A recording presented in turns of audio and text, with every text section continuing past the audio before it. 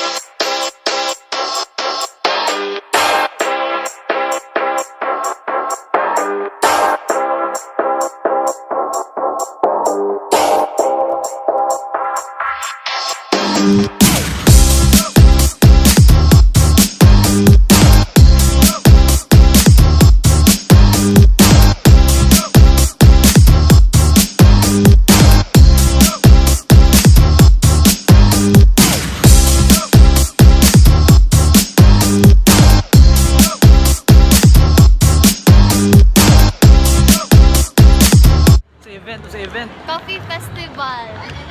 We have charcoal painting, live charcoal painting. Sa pamanhang, we have latte art if you want to check. Also, we will be having a classical guitar performance by Anton Solomon. Yes. Okay lang. Awesome. Anyhow, there. Latte art.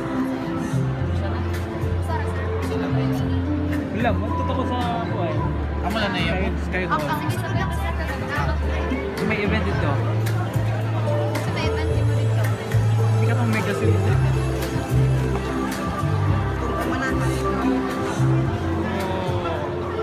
Fake grass.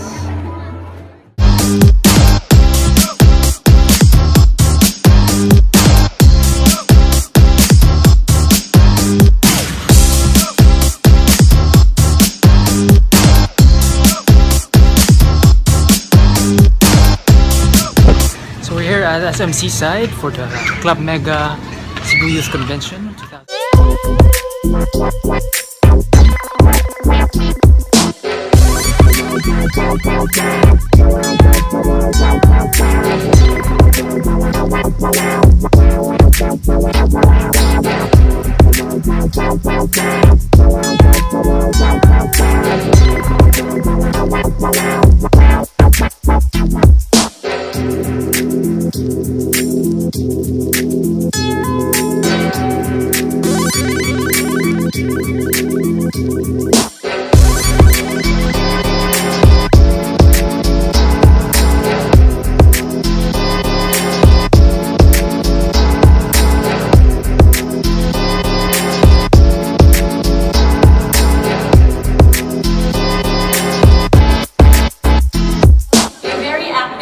Public Service and Emergency Management Office that works closely with our Liloan Youth Organization to expose the youth of Liloan to preparations in cases great impact that social media can give.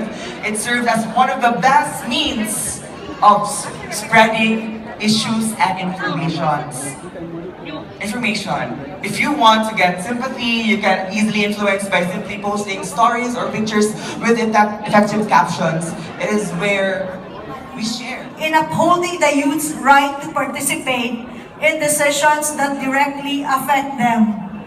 From the earlier presentations, even the presentation of garbage enabler and social media literacy, you can already see how you, the youth, see concerns and issues that directly affect you.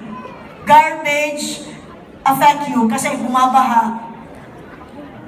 Social media affects you because all the hugots are there eh.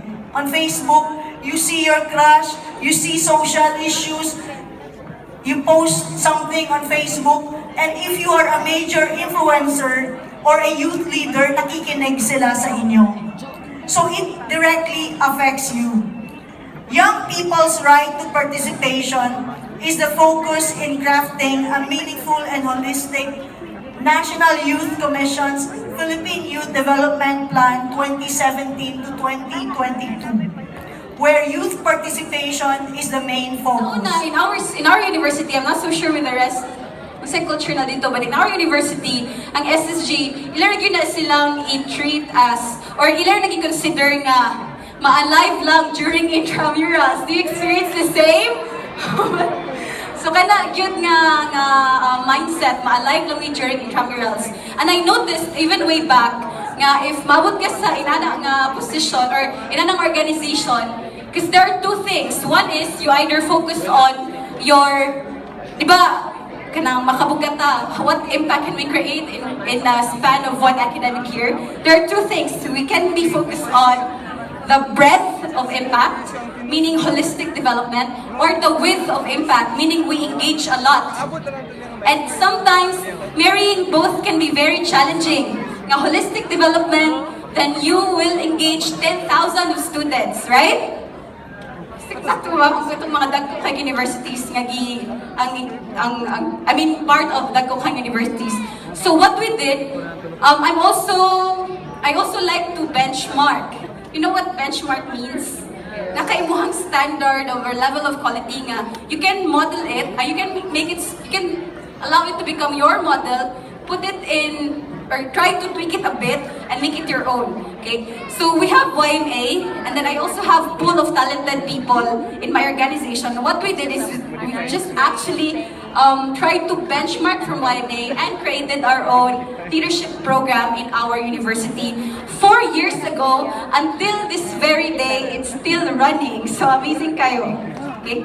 And then our headmaster since season 1 up to we're now in season 5, if I'm not mistaken, because actually wala pa ko nakabisit again.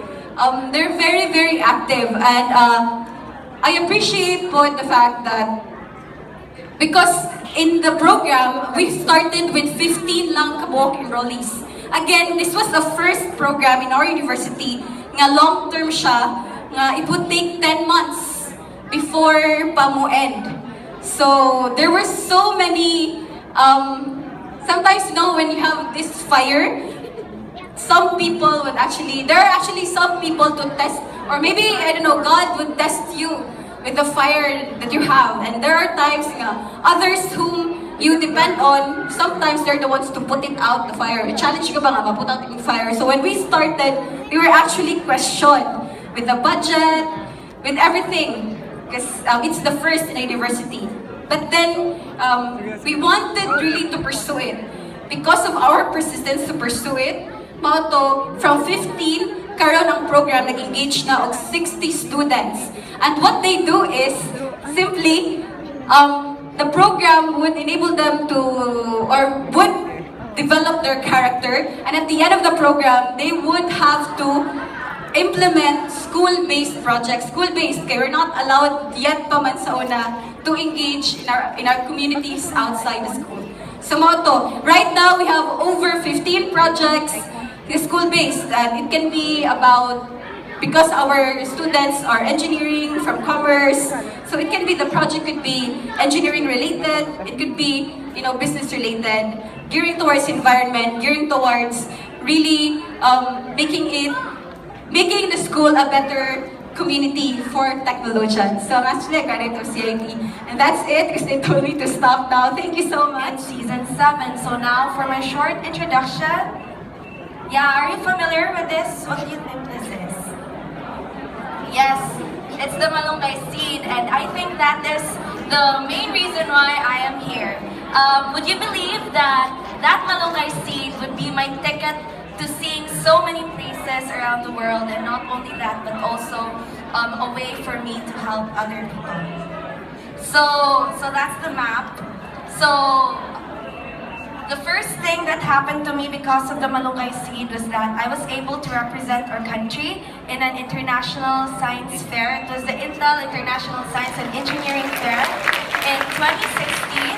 And there I was able to get an award, which was the first award of $1,000 from the Qatar Foundation. And to give you a brief background about my study was about the anti-tumor potential of the Malunggay Seed.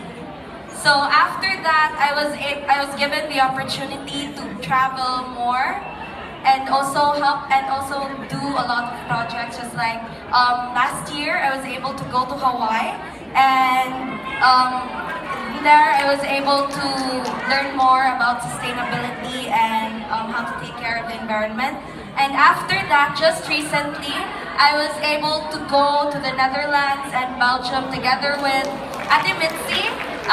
We were part of the Young Minds on Explore, and yeah, that was last April and May. And there we were able to learn more about their cities. And right now, we are working on projects. Actually, me and Ate Mitzi are working on the same project.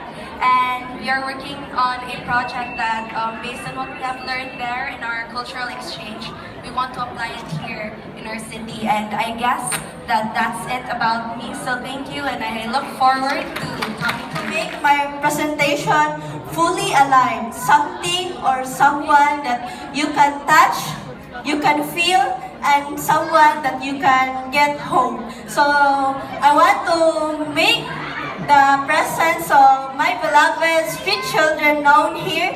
It is because I want you to see the importance of going beyond what is the usual. And as being one of their servant leaders, they told me that they really want to go on the stage. So let me call on Saski, Buknoy, Renzo,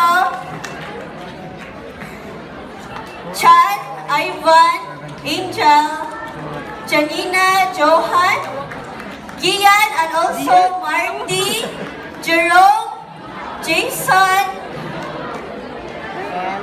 Very sweet. and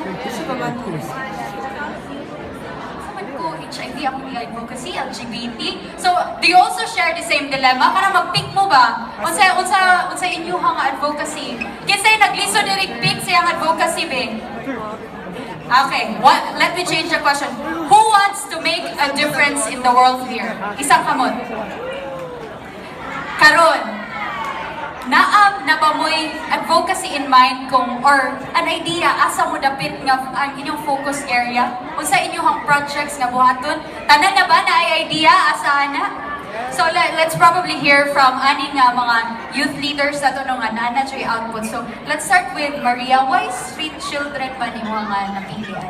I think it's already I'm already introduced before as one of the speaker for the International Eucharistic Congress. And if you happen to listen to my story, as I shared there, I once mentioned that I am a former scavenger before. So with that,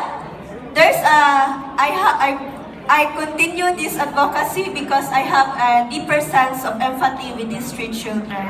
And at first, I think it was not really an advocacy, but it was just some sort of responsibility for the sake of compliance of our scholarship. But as I immerse myself in these kids and as I listen and to know more their stories, I learned to love them. Well, actually, for me, kind of starts as a school project. I didn't think of any advocacy. So, yeah, and the project kind of escalate lang siya from division to national and to international. And after winning the award, wala siya wala. And then after there were a lot of people who approached me asking how to take the seed and everything. And that's when I realized important din akong gibuhat. So yeah, that's how it started. And also it's also because I realized I have a deeper connection to it since my grandmother died of pancreatic cancer, so yeah, I'm also doing it for her. Okay. That's so inspiring. One of the reasons why I participated or joined the convention is to be, up to date as to what's going on in our community, and be inspired, learn from the things that they're doing, and hopefully it will be able to motivate me in pursuing my own paths in advocacies or community development, all that stuff.